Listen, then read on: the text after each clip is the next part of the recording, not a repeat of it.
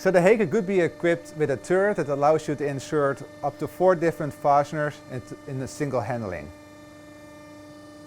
In this case, I'm going to run a program that's here, where I will install a standoff on station number 1, a stud on station number 2, a nut on station number 3, but I will do that by hand manually, and also on station number 4 I do a stud manually.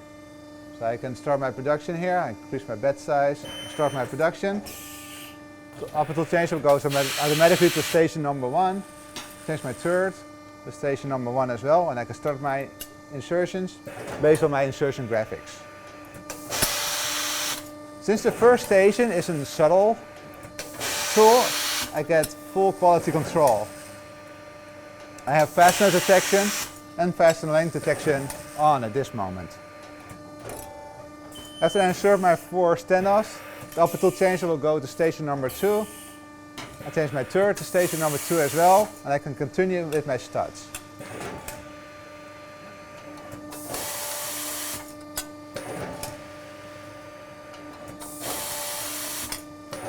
Since this is an automated station as well, I get also fastener length and fastener detection on station number 2. Now I go to station number 3, where I have to do my manual insertions of the nut. So I put my nut on the anvil. Another nut here.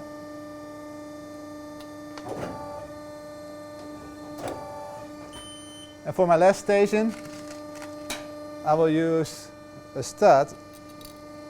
The force will automatically reduce for this stud size. That way I can complete the entire part. He does a single handle.